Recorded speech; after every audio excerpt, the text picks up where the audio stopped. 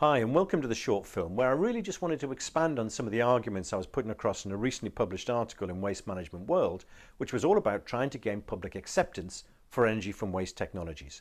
And I wanted to do two things in this film. The first thing was put a little bit more context around this cultural resistance to energy from waste. Why you can have one country very much for it, right next door to another country which might be very much against it.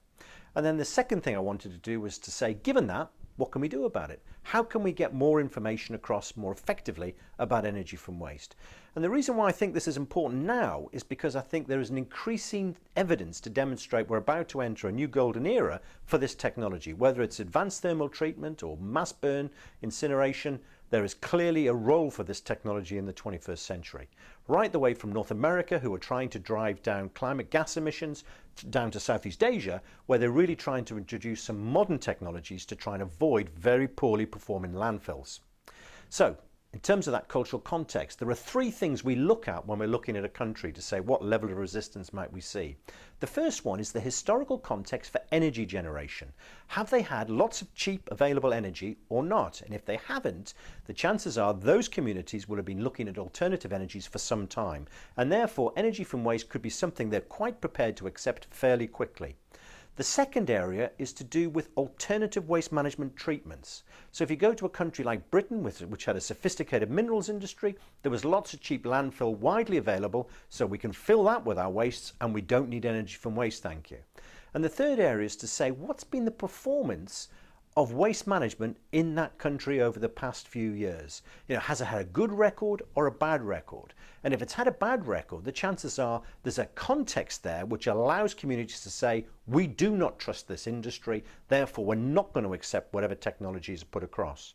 And those communities will then scour the internet and they'll find outdated arguments and outdated information about energy from waste, pre-European Waste Incineration Directive standard incineration, and they will believe that's the standard that modern plants operate to, which is clearly not true. So we need to try and get messages across to those communities about why this technology is appropriate. And who's the best person to do that? Which brings us on to the second thing I wanted to say. What can we do about it? And I think one of the key things we need to do is to say we have to follow what we call our sequence of need, how we demonstrate that need to a community. And there's a three-step approach, which those of you who've seen our videos or have heard us speak before will be familiar with. The first one is you must define that there's a problem with waste management.